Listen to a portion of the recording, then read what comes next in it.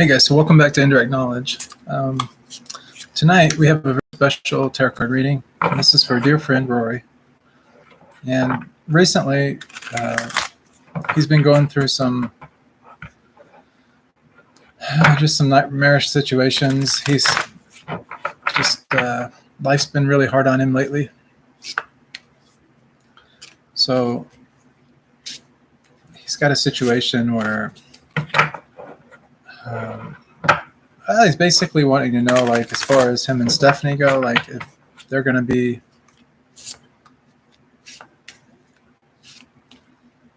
back together or something, or is she gone for good? He seems to kind of feel that she's gone for good. But here's the thing, guys.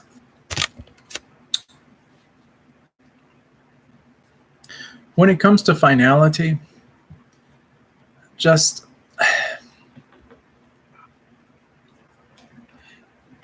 it's kind of like nothing is permanent in this world. Okay, now you guys have heard me maybe hint to this a little bit before, but I want to give you guys just an example. Now, it could literally be anything. It could be this deck of tarot cards right here. This deck of tarot cards, guys, one day this deck of tarot cards won't be in existence any longer. It'll cease to exist. It'll change form. It'll be some other kind of creation, or it will be a byproduct of some other creation, something along those lines. But this one day won't exist. This body one day won't exist. Glasses one day won't exist. Everything.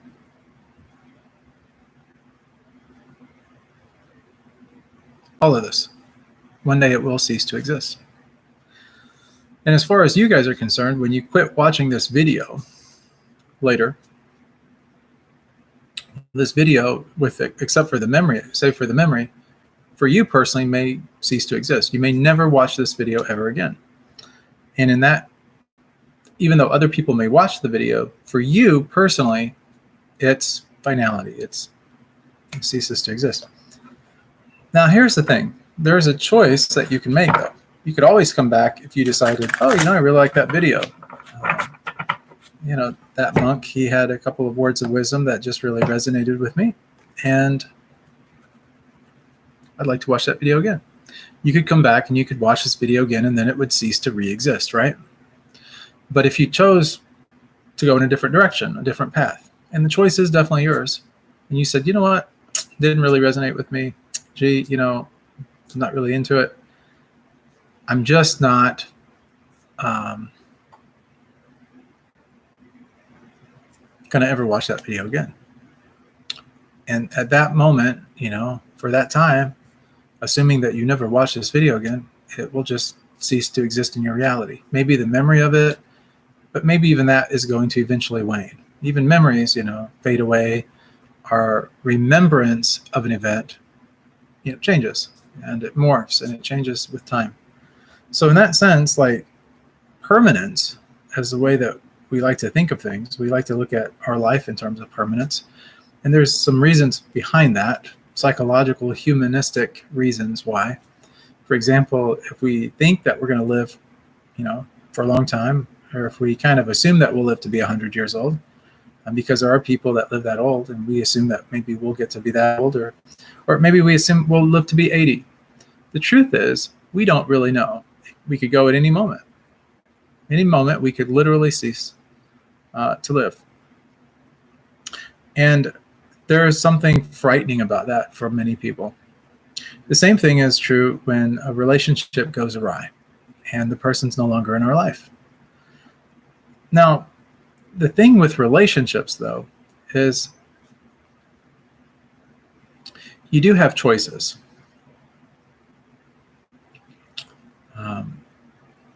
Different people handle relationships differently. This is true.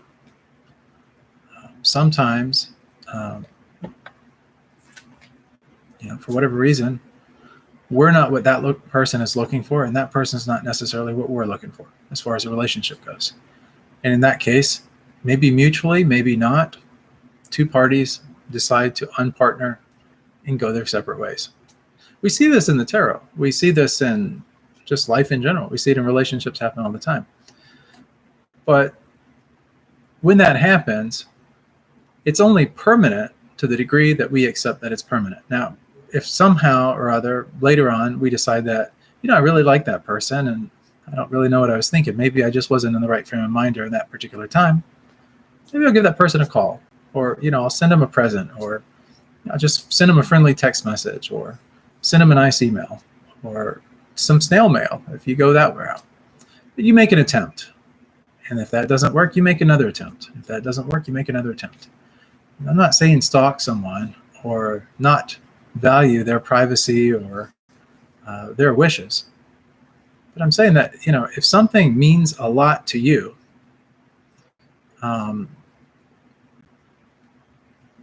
get some answers. Some answers could be as simple as talking to that person and saying, I don't know what's really going on. I don't know where we went wrong. I don't know, I just don't know. And I was just wondering, is it possible that we could talk about this? I mean, what were you feeling? And then really listen, truly listen. I mean, they have a very difficult thing in life. It's called listening, and we're all guilty of it. Most of the time we're thinking about the thoughts that are going on in our minds. So when something is presented, a stimuli, whether it's someone saying something or sharing something, instantly our mind goes back to some other event or something that happened to us. Relative to that, maybe not relative to that, very similar or very unsimilar, doesn't matter. At some point, our minds just have a tendency to go back in time. It's like a natural reaction to things. And in that moment, we stop focusing and stop listening to the person in front of us. And instead, we start to listen to that inner voice or go back and see that memory in our mind. And if you're seeing something in your mind versus listening to someone explain something to you, normally, for the majority of people who are visual learners, who perceive things more visually, because they're visualizing it in their mind, something that had happened, that's taking prominence over the verbal communication they were having with the person standing right in front of them. Because most people are more visual than they are auditory. So they process information better visually than they do auditorily. So what is the key to listening to someone who's talking to you? It's to imagine in your mind the things that they're explaining to you, the events unrolling as they're telling their story or sharing their event, and not to focus on anything but besides that. And then really pay attention and then ask questions. If you're unsure of what they're saying or something doesn't jive in that picture in your mind, ask them questions about what they just said and get them to clarify. And if you can do that, people will really respect you for listening to them. I'm telling you, listening is probably one of the most valuable commodities that exists because so few people really, really listen. So if you take the letters in the word listen, and you rearrange them, you get a couple words. One, and this is for salespeople, you have the word enlist. So if you're trying to recruit someone as a customer or something, if you're trying to enlist that person in a business opportunity, whatever the case happens to be, E-N-L-I-S-T, make up the same letters as the word L-I-S-T-E-N. If you rearrange the letters again, you have the word silent, S-I-L-E-N-T, from L-I-S-T-E-N.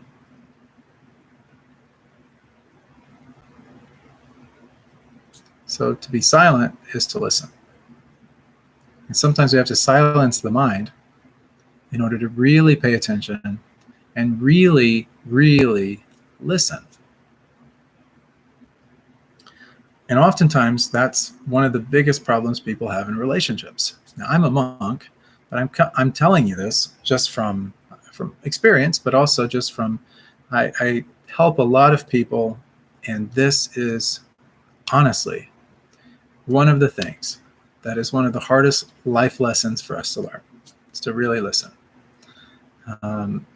As a monk, we're listening for the voice of God, or for God to speak to us or to communicate with us. And you've seen movies, I'm sure, you've seen films, or you've actually seen monks that they're very quiet. They don't really say a lot. I'm an exception to the rule. Forgive me. But no. So here's the thing. Just learn to listen and ask questions and be genuinely interested in the person that you're talking with, as if they're the only thing that truly matters right there in that moment. And if you can do that, people will enjoy talking with you, enjoy sharing with you. Even people who don't like to share and don't enjoy talking. How do I know this? Because I listen. Not always, but I try. Okay, guys, there's a little humility here. I'm sorry. So anyway, where am I going with all this? So we're going to do a tarot card reading for Rory. And this is to talk to him also about Stephanie and some of the things some proactive steps that one can take. So it's not just about tarot, but it's also just some monthly advice. Not monthly advice, but monthly advice. Maybe I should do a strip or something, or a YouTube channel on monthly advice or something. I don't know. I'll let you guys decide that. Just write me if you think that's a good idea. I get 0 emails. No, I'm just kidding. So anyway, guys, so here's the thing. If you want to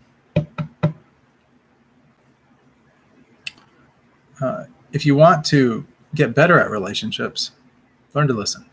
Follow some of that advice. Just test it. I mean, you don't have to take my advice. You don't have to believe everything I say, but just test it. See if it works for you. And if it does, hey, claim it as your own.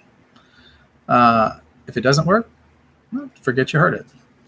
I have a suspicion, though, a hunch, that if you just learn to listen and really pay attention and ask questions and be genuinely interested in the person you're talking with, and you let them do the talking and you just be silent, silent, that you're going to make a lot of friends.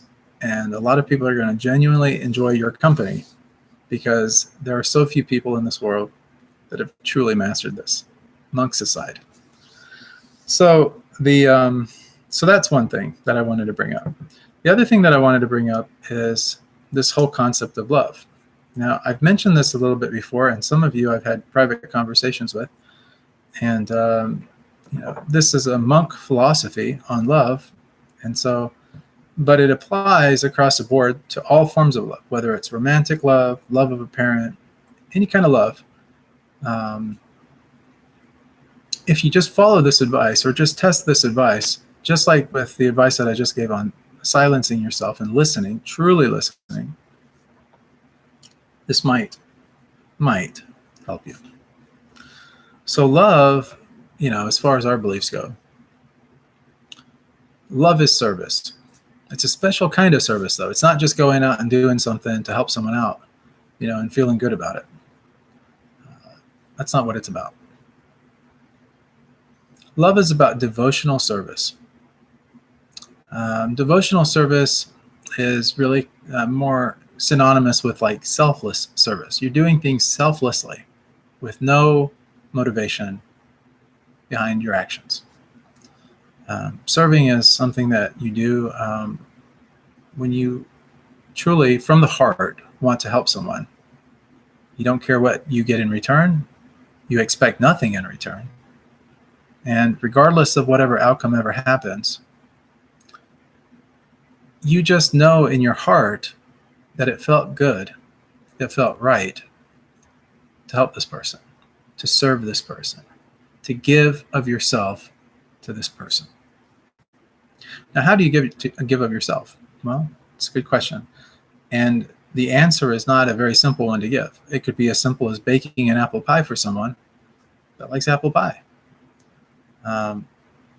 It could be as simple as, preparing food for, the homeless, if that's who you're serving in that moment. It could be writing a nice letter to someone that you cared a great deal about. It could be remembering someone on their birthday and going out of your way to do something that you didn't have to do, that was unexpected, but something that was greatly appreciated, but also valued. The person valued that. It's giving something away that you no longer need to someone who needs it. And this is stuff like a monk might do. But in terms of a love relationship, there's so many different possibilities with this. Be buying someone something off of Amazon, something that they really wanted, but they just never bought for themselves because they were too busy thinking of other people to even think about themselves. So you thought about them and you let them know, hey, I'm thinking about you. It could be cleaning someone's house, or if you're living together as a couple, it could be just going out of your way to make sure that your living space is clean and clutter-free and, done in a nice way. It could be doing someone's laundry, when they really need it done, but they don't have time to do it without them asking you to do it. So devotional service is that you're so devoted to this person that you quit thinking about yourself and you start only thinking about them. And that is what brings you happiness. It's like a monk loving God. It's no longer about me. It's about God. Every action I perform is an offering to God. So just like in that vein, every offering that you give to this person is an offering to them. Every action you perform for this person is an offering to them. You're offering this up to them. You're showing them that, hey, I value you. I care about you. In a sense, it's like worship in a sense, but it's not on that level. It's not that deep, but it is very deep, to the point where this person that you're serving, they have no other option except to care about you. Not because you're doing so much for them, but because you care so much to do those things for them. You care so much more than any other person does. Truly, you care more than any other person does. Nobody cares for this person the way that you do. Nobody. This person is your whole life. They're exactly what you desire. Nothing else enters your mind. You have no other desire. You're captivated by this person. They're the object of your affection, and it doesn't matter. You're not thinking about anything else. All you're thinking about is, how can I make this person's life better? What can I do to serve this person more? How can I help this person more today than I did yesterday? And it's an obsession. Love is serving obsessively and from the heart. Now, does it mean that we have to, let our energy go by overdoing it? No, it doesn't mean that at all. Because here's the thing. Most people are so caught up in their day-to-day life, so caught up in themselves, that they just don't put others first before they put themselves first. And, there's a great debate about that. Well, should I put myself first and then the other person, or what? Well, it really depends on your philosophy and, what your beliefs are. For me as a monk, we do take care of ourselves, and we do, bathe and do everything that we can possibly do to take care of our basic existence. But the actions, the mission, the things that we do, it's all for other people. Everything, even this tarot reading, for example. I'm doing this for Rory, not because I have to, but because I love Rory. Truly. I want to help. That's what I'm trying to get through. Now, if everyone just takes a little bit of this, you don't have to take the huge enchilada dose or whatever you want to call it, but just a little bit of it, and just start applying it in little ways, just a percentage here, a percentage there, a percentage here, a percentage there, and just increase the level of love or service that you do in a small measure.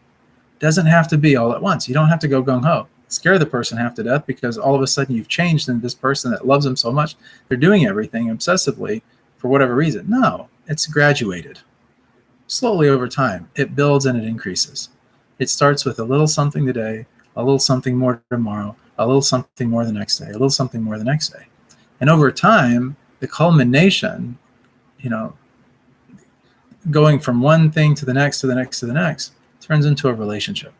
a really strong relationship, a loving relationship, a relationship that is so bound through this glue, which is this service. This person has no other option except to be with you. No one is going to love them the way that you love them. Can you imagine? Seriously, you guys, can you imagine loving someone so much that you serve them? Doesn't matter what they do, doesn't matter what they say, doesn't matter how they treat you, doesn't matter who they cheat on you with, doesn't matter any of that. That's not the reason why you're serving this person. Love is conditionless. Doesn't matter what this person does. You love them because of who they are. Good, bad, indifferent, warts, everything, all. Can you do that? Well, not everyone can. And we see that obviously because there's a lot of divorce. There's a lot of relationships that go awry, sour. And, you can spin it off. You can give whatever excuse you want to it. But the truth of the matter is there's a lack of service in relationships. You can say, well, I did everything for this person. Add one more to that list. Do one more extra thing. And then another and another and another. And expect nothing. If you're mad or you're resentful because this person didn't reciprocate the same level of service that you're giving to them, you're missing the point. It's not about what this other person does for you. It's about what you and you alone do for this other person, because it's in your heart to do it. This person could leave you, say they never want to see you again, have nothing to do with you, be completely rid of you in their life, and be completely miserable for that reason because you've been helping them so much and assisting them and serving them and giving to them, and only doing that even with all of that, you still refuse to not give. I mean, obviously you can't stalk someone or go crazy or do, some inappropriate things or inappropriate behavior or scare this person, but you can still give. Even if it's silently, you can give to this person. You do it because it's in your heart to do it. When it's no longer in your heart, well, just pretty much says that you don't really love that person anymore.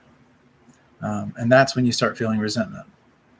So if you feel resentment when you're serving, when you're helping someone else, there is something to be said for that. That resentment, that feeling of loss because you've given so much of yourself and so much of your energy, and they've literally not reciprocated whatsoever. That sense of greed, that they have now more than you have. All of these kind of things, these thoughts, they're just thoughts. We don't take them with us. None of this stuff. So when you feel resentment, or you feel hurt, or you feel a sense of that, depression, or whatever you want to call it, you need to go back and reevaluate things. Ask yourself why you're feeling it. Why are you resentful? And most of the time, 99.999 repeating percentage of the time, it is because you've stopped loving the person. You've stopped desiring to want to serve them. You've forgotten your mission. It's okay to backslide. It's okay to have these types of experiences. But it's a reminder when you get resentment, it's sort of this reminder that says, okay, you know what? Wait a minute. I'm missing the boat here. I'm missing the point. I should not feel this resentment because I really love this person. And then you go and recommit yourself. So it's sort of like with God, if you lose sight or lose focus of God, or you quit serving the God that you worship, supposing that you're even religious, then it's kind of this reminder. You feel a sense of maybe guilt, or you feel a sense of resentment, or you feel like, well, God, I've done for you, and I've given to you, and I've worshiped you, and I've been there for you, and this and this and this, and then this happens. You let this happen to me. And why don't you ever show yourself to me? Or, why do I have to do all the giving? Resentment, right? Upset, anger, all these kind of emotions start to surface. And then that's your reminder. You're like, what am I doing? Of course I love God. God's the only reason that I'm here. This the only purpose here. I'm on this planet is to serve God. And here I am getting mad at God when the person I should be getting mad at is myself. Because I'm allowing myself to have these emotions, that go against my morals, my values, and everything that I believe in. And that's your way of getting back on track. And when that happens, that love that you feel for God, that love, that recommitment can be even stronger than your original commitment. So it's sort of like when you love someone so much and then they're no longer in your life, you love them even more, right? You're like, what did I do to deserve this? I love this person so much, and now they've been taken from me, or, they've left me. And I mean, it's very painful. And then you realize just how much you truly love that person, or how much you truly care about that person. It's in loss that oftentimes we're reminded of our commitment of love that we truly have for someone. It could be anyone that we truly love. So here's the thing.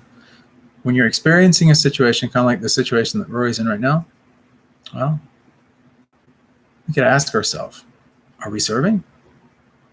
Are we committed 100%? What else can we do?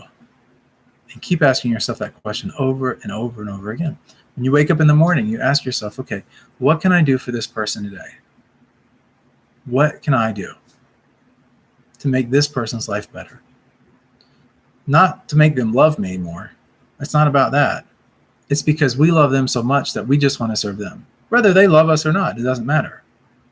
It's not about their love for us. It's about our intense love for them. It's like God being powerless. God's powerlessness is only in the sense of people loving him so much. For those that love him so much, he cannot not be with that person. He cannot shower love and affection and things on that person because that person loves him so much. So, or her, whatever your beliefs are. So there's kind of my point on it. If you can glean some information, some valuable insights from this, I hope that you can at least just experiment a little bit to really get a sense of what I'm trying to say here. If you're serving yourself and your own purpose and your own intentions and all, you're going to be unhappy. You're going to be unfulfilled. And if you go in the opposite direction, though, and you decide, you know what, it's not about me anymore. I don't even care. I'm just focusing on this person and serving them. You're going to be happy because you're doing something in a nice way for this person. That's what brings you happiness. And as long as you're happy, you're going to continue to do nice things and feel nice about this person and continue to help this person and so on and so forth. This person may not reciprocate and they may be completely unhappy and they may have, not have your best interest at heart, may be totally into themselves. They might be the most selfish person you've ever met. You might have you might have at one point had all these feelings like, oh, this person's horrible. They just don't give a phooey about me, but I love them so much I keep serving anyway. And do that. Just keep serving. It doesn't matter what that person feels for you or not. And what you will find, to give you a little bit of hope here or something to look forward to, even though that's not the point, and maybe I shouldn't even say this, but when you give and you give and you give and you love and you love and you love and you serve and you serve and you serve without the expectation of anything in return, and you truly do that endlessly, forever. Why? Because you love that person no matter what they look like, no matter what their favorite color is, no matter what their skin color is, doesn't matter. You love them and you serve that person just because they are who they are. You'll usually, because I can't say indefinitely because I obviously don't have the experiences, but my experiences have taught me that when that happens, most of the time, there's a reciprocation that starts to happen, and that person will eventually, don't know when, can't give you a time frame on that, but eventually they will start to serve you and recognize you and realize that the best thing in their life is the service that you're doing for them. Nobody loves them more than you do. And no one is more dedicated to them than you are. When they have that epiphany, that aha moment, and it really affects them, emotions will run down the river and tears will fall. And a change of heart will happen. And that person will then start to serve you. May not be exactly in the way that you're serving them. And they may even feel like, you served me so much, there's no way I can ever return that and give that back to you. I mean, it's pointless to even try. But they'll try anyway. And they'll start to serve. And at some point, they'll get better at serving. And it will melt your heart. And then you will know what true love honestly really is. So selflessness. And that's love from a monk's vantage point. I hope that helps. Now let's get into the reading. That's what I've been waiting for. But I have to, this is a message that we spread over and over and over again. Like I said, guys, my mission here as a monk is to spread love for God. Part of that is doing what I'm doing, what I've just been doing here for Rory and for anyone who cares to watch, is sharing this message of love for God. So, thank you for paying attention if you paid attention. If you listened, L-I-S-T-E-N. Let's find out about Stephanie and see what's going to happen with this.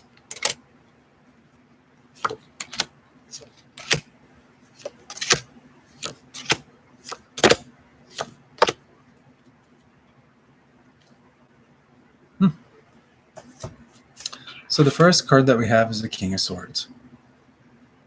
You see the king there? Kings are authority figures. Swords are about things in the mind. Swords can also be about conflict. Most of the time when we're conflicted or have conflict in our life, most of the time it has something to do with our mind. It's a mind problem. Kings create foundations. They're kind of the bedrock of our existence, This particular king, though, the King of Swords, is kind of black or white in his reasoning. He makes decisions strictly based on the information in front of him. And Rory, this is where you've been. You've been in this past state of mind where you made decisions based on the information presented. Now, there's nothing wrong with that, but sometimes what's not said is just as important as what is said. What's not known is just as important as what's known. But as far as rational thinking goes, normally people who are rational make decisions based on things that they can see, things that they can observe, things that they know, certainly, with the five senses are true. But there's other things besides that. Let's continue. So that was the near past. Let's look at the present moment. You guys can see judgment here. This is the Revelation card. 10 and 10, 20. It's the 20th card in the Major Arcana.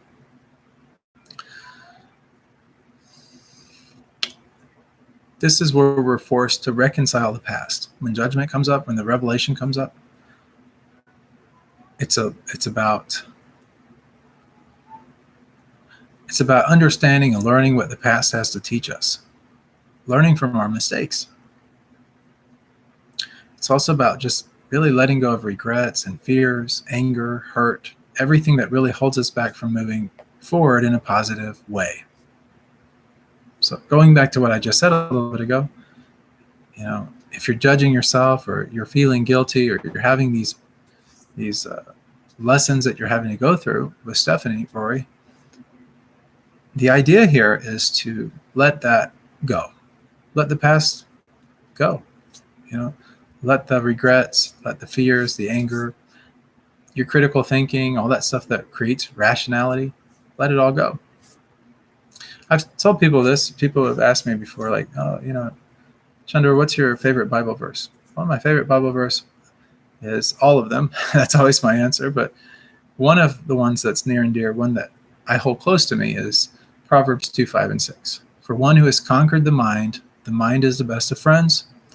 I'm sorry, that's the Bhagavad Gita, chapter 6, verse 6. That's a good verse, too. For one who has conquered the mind is the best of friends. For one who has failed to do so, the mind will be the greatest enemy. I said before, it's a mind issue sometimes when we have these swords. We're conflicted. Let that go. Be your best friend. The mind will If you don't, it could very well be your worst enemy. It'll bring you unhappiness, sadness, torment, depression, all these emotions and everything that you do not want. Experiences of your psychology will be disturbed, and you just won't be a happy camper. But control your mind, and the opposite will happen. But back to the favorite Bible verse. So it's Proverbs 2:5-6. Trust in the Lord with all thine heart. Lean not into thine own understanding. In all thy ways acknowledge him, and he shall direct thy path. So trust in the Lord, all your heart. We're talking about the heart here, guys. Don't lean unto your own understanding. What's your own understanding? It's that rationality, that reason, that critical thinking, the hesitation, the doubt, the disbelief, all these kind of things, the negativity. Let it all go. And instead, trust in the Lord or your higher self or God, whatever you want to call it, with all your heart. Don't lean into your own understanding. Acknowledge God, i.e., things that you have no clue about half the time, and let God direct your path. Have faith in what you have little understanding about. It's that simple. Easier said than done, though. Actions speak louder than words. So, revelation here is to let go of some of this past thinking, this negativity, these kind of things, and get control of the mind and trust in the Lord or some divinity, or at least yourself, or your higher self, whatever you want to call it, the universe. Now, let's look at the near future.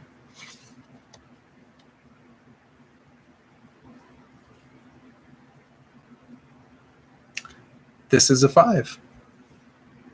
5 of Cups. This card here looks a little bit sad. If you look at this person, they're just head down, looking off into the distance, water and stuff. They got some cups behind them, some cups spilled over. They're just dissatisfied.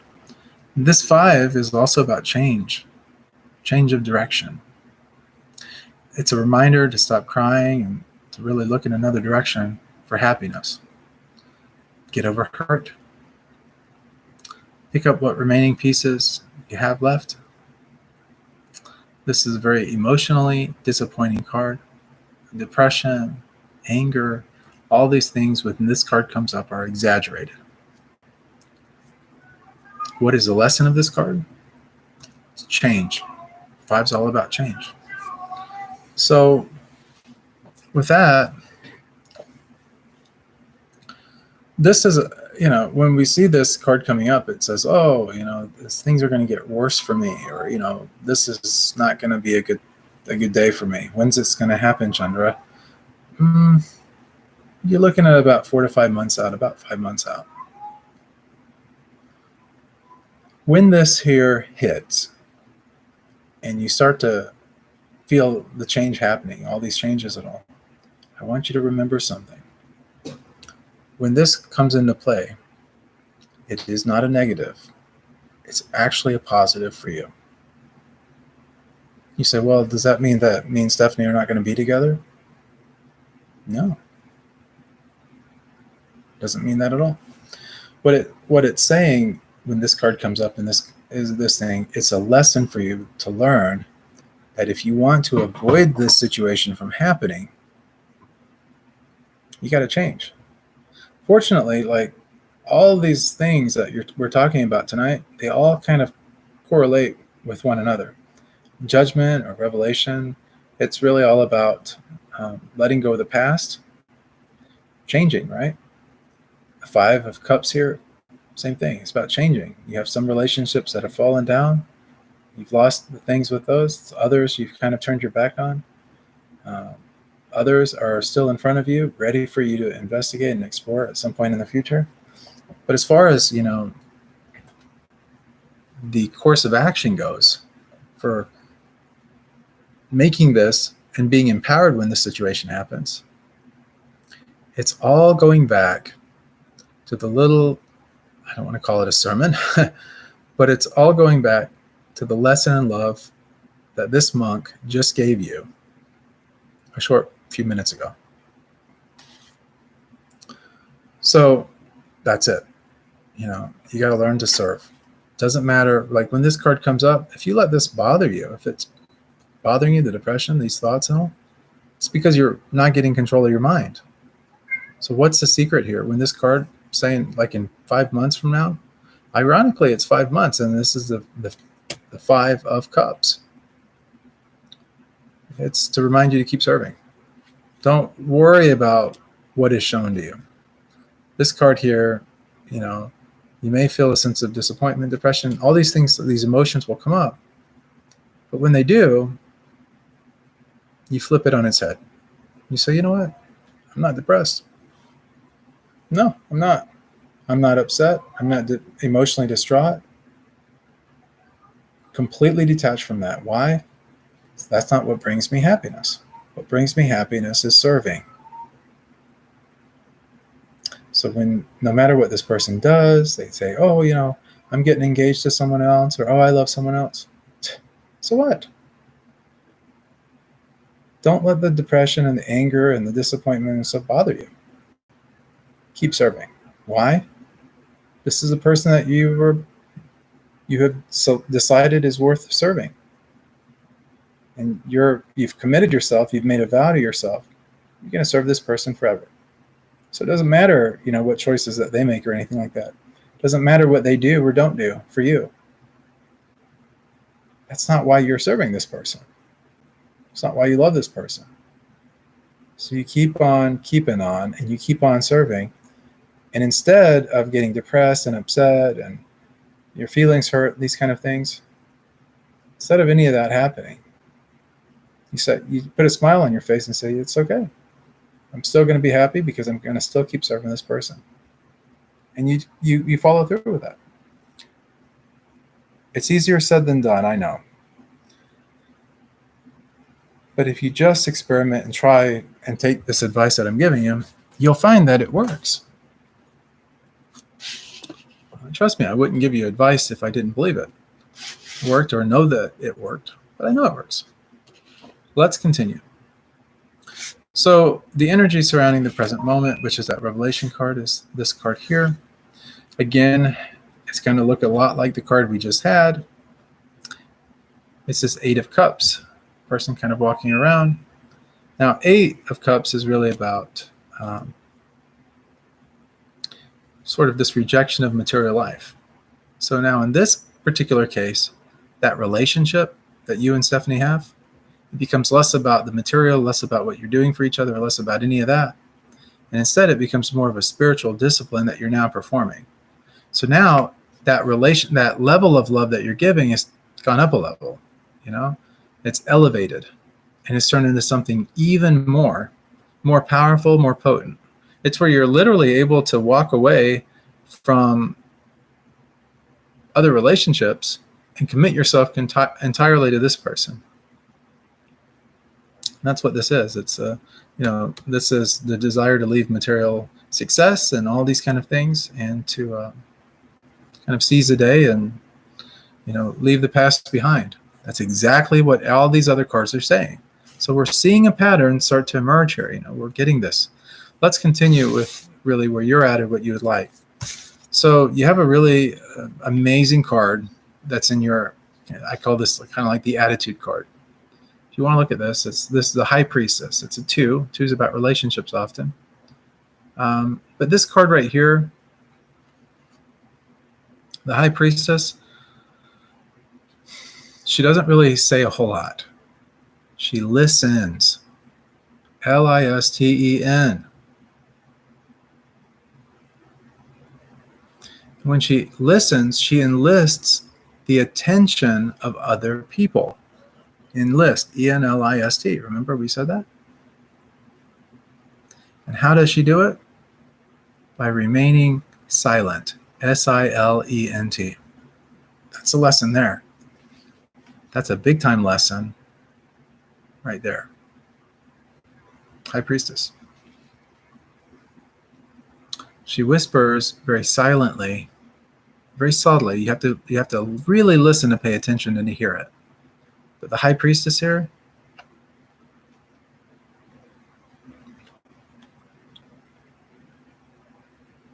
she says, Rory, trust yourself. That's what she says. Trust yourself. The high priestess is really, she's amazing. She's able to understand, the hidden meanings.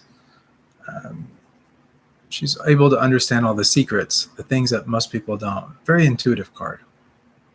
And this is a very spiritual card, and it's it says a lot about you also. A very good card.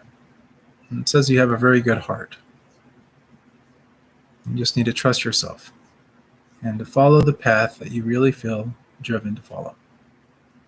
Follow your heart. Trust yourself. Now, let's look at the outcome. So now we're switching gears. We're going straight to the outcome. Then we'll look at really the answer to the outcome in that. And you're going to see another, another situation. This one is the swords instead of the cups, but 6 of swords. What do you see? This person's also going off in the distance. So we see a lot of backs turned, don't we? And we see people going in a different direction. Swords, again, about mental.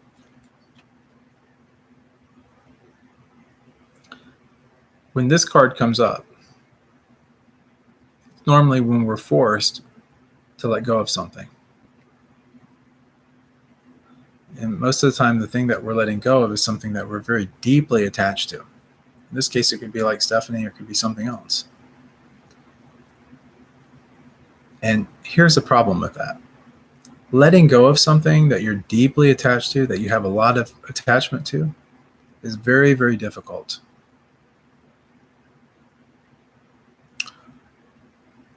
But if you'll let that sadness and those feelings of depression and mourning and all these kind of things, it's a sense of loss, a great deep sense of loss. It's very sad, and you get these kind of feelings and these kind of emotions.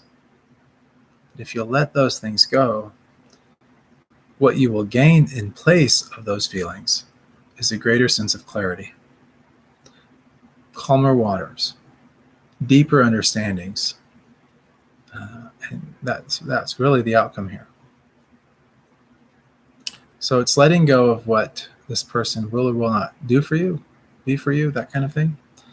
Now, this is a fascinating tarot spread. Now we kind of get to more of the root, and this is really the answer.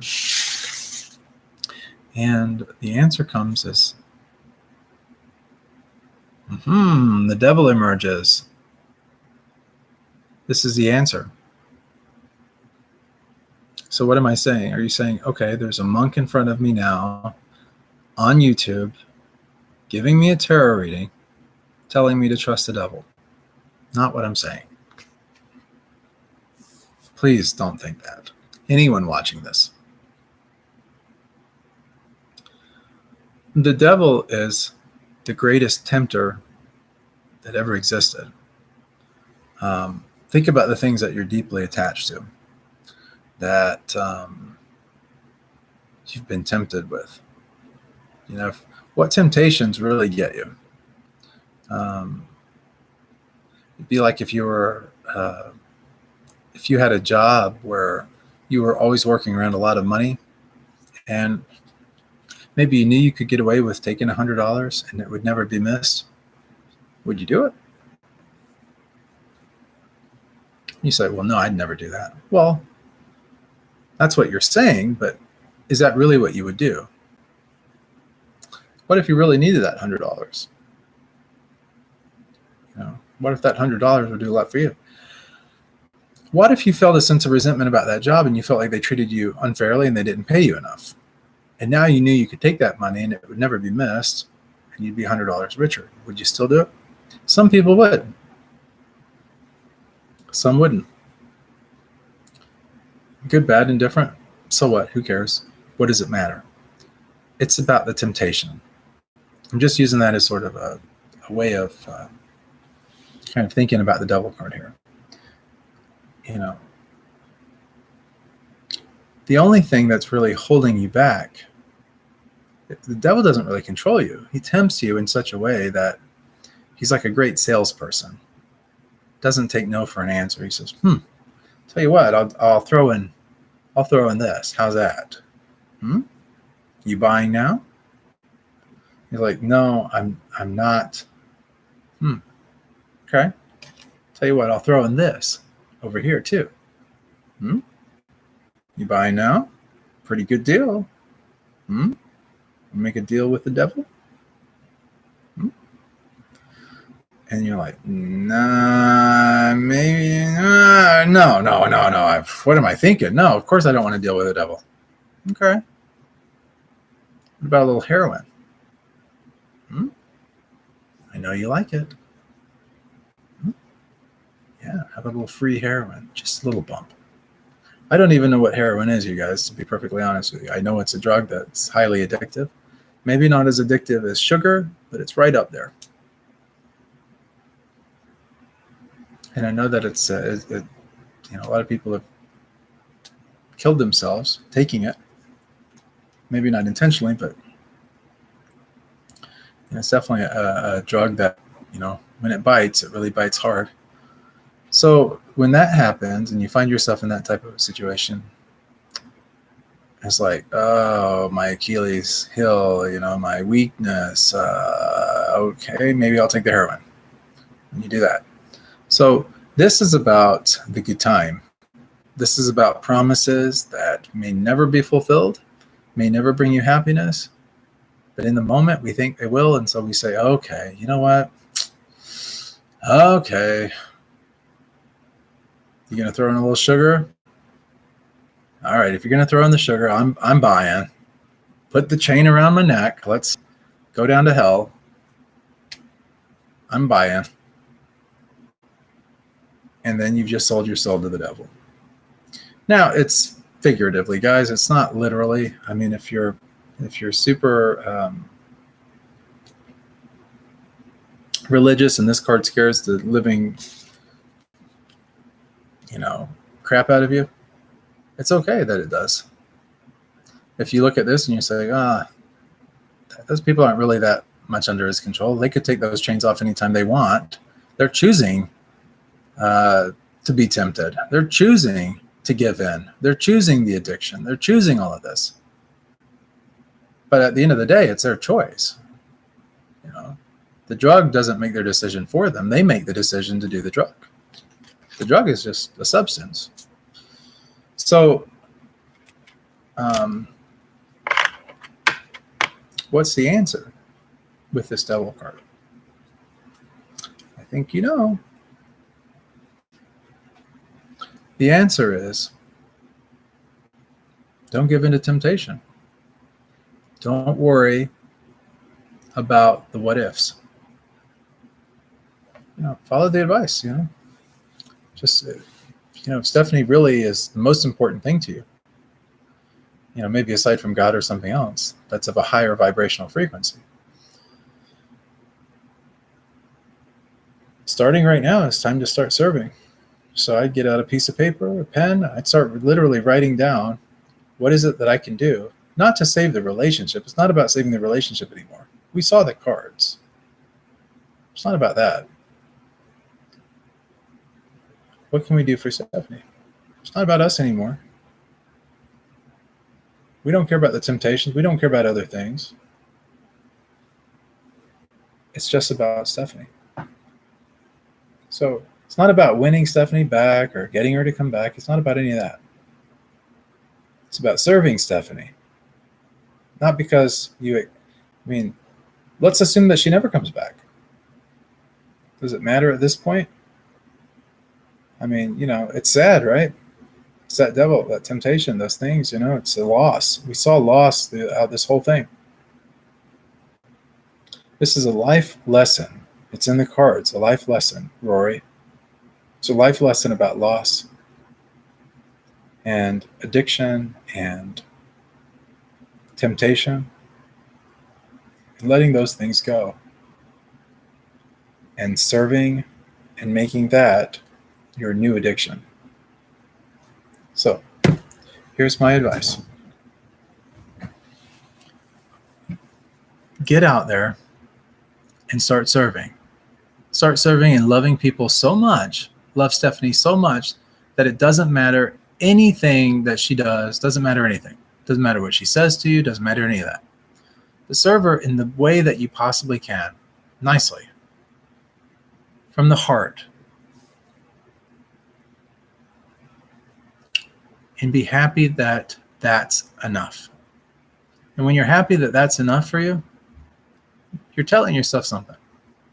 You're telling yourself that you care enough to put her happiness before your own addictions, temptations, all these kind of things. You let that stuff go. It's your decision. Nobody's controlling your actions or decisions or anything like that. It's really, at the end of the day, it's your decision. But you have that high priestess that's telling you to trust yourself, to follow your heart, and you go in this new direction. And once you do, once you commit fully to it, you'll start to really know what love truly is. And I don't want to ruin the surprise or anything like that. But what I'm going to suggest to you is that Stephanie will have no other choice than to be with you. And of course, in letting go of your desire for that, ironically enough, that's what you get. That's just the way it works. It's a very interesting phenomenon. But give it a go, give it a try, and see what happens. Nothing ventured, nothing lost. But you're my dear friend, and I love you very deeply. And I want for you the very best. And so everything that I'm telling you, this time that I'm committing here for doing this, it's not about me. This is not the lesson that I need to learn. This is my gift to you. So I hope that you'll take it. I hope that you'll bank on it. And just, if nothing else, just give it a try. Make an effort.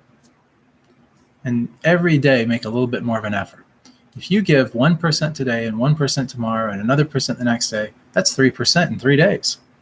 In 100 days, you will be 100% more on top of your game than you are right now today. And then if you repeat that and do another 1%, another percent, and you'll be 200% in 200 days.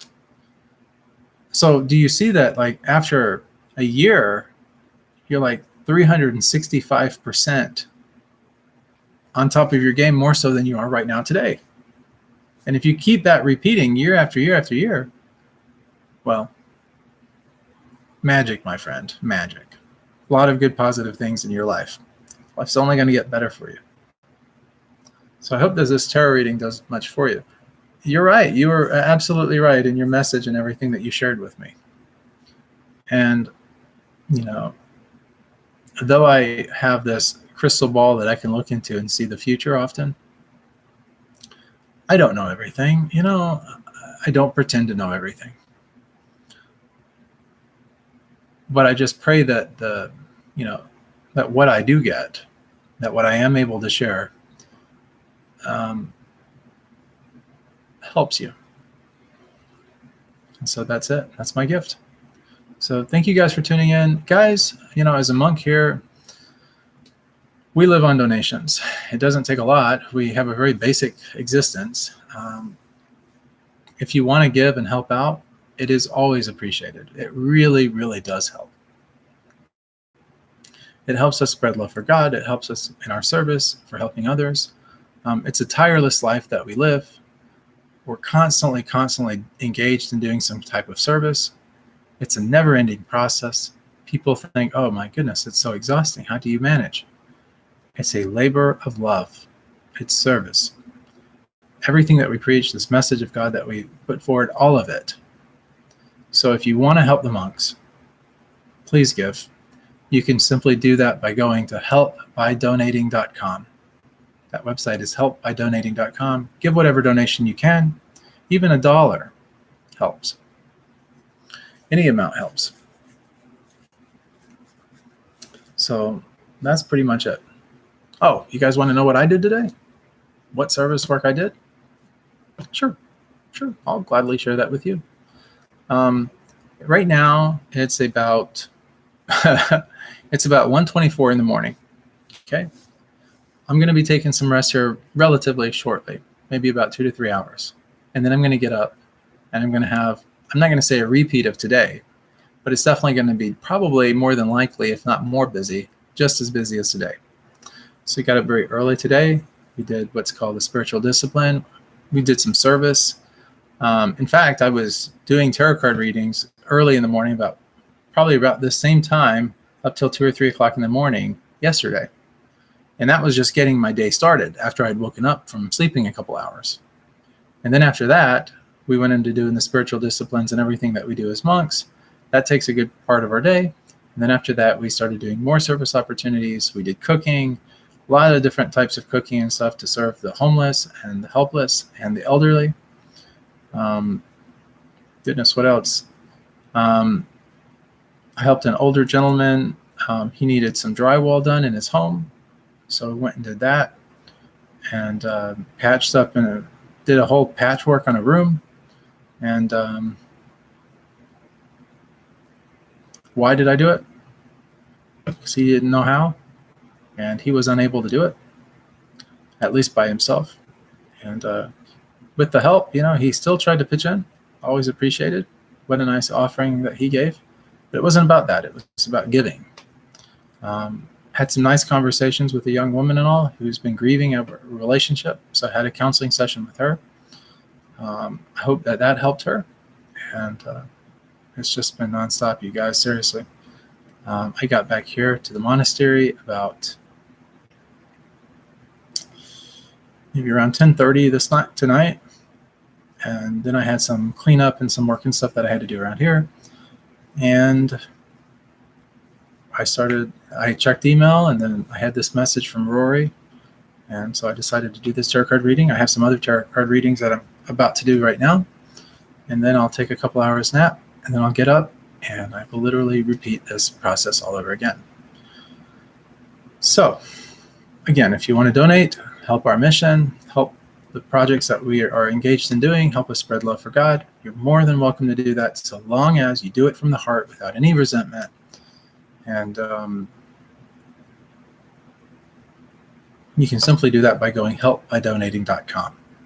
I'll put that in the description below this video along with my email address if you'd like to just reach out, or if you just want a tarot card reading. Be happy to help you. So there's that. Now, guys, before I finish this video, I just want to take a moment to say if you like the video, if you got something good from it, if you think it'll help you or someone else, which I hope it does, my heart is in trying to share this message with you guys without coming across as overly religious or, trying to oppress you with spirituality or any of that kind of stuff. Not my intention at all. But if you like it and you got something from it, please hit the like button. It always helps these videos to do a little bit better in YouTube. Subscribe to the channel if you're not already subscribed. And once you subscribe, hit that bell notification so that when we come online and do these live streams, which can vary day to day, time to time, you'll at least get notification on your smartphone. And if it works into your schedule and you'd like to watch along, or if you have a question or something that you need help with, or you'd like to get some guidance or some spiritual advice, whatever the case happens to be, you can ask a question in the chat, and I'll be more than happy to answer your questions. At least if I have the time to do it, I will make an effort. I'll definitely make the effort to do it. And if I can't do it tomorrow, or the next day, or whenever, at some point I will do my best to try to reach out to you. So there's that. And guys, thanks for tuning in. Rory, I hope you have a fantastic day. I will be praying for you, my dear friend. And just everything's going to be fine. So just keep a smile on your face. I don't want you to overthink this reading or anything like that. Really, this reading was just to get you information and for me to share this information with you, which is going to help you. So thanks for tuning in, everyone. And much love, many blessings. Learn well, live well, and I see you guys on the next episode of Indirect Knowledge.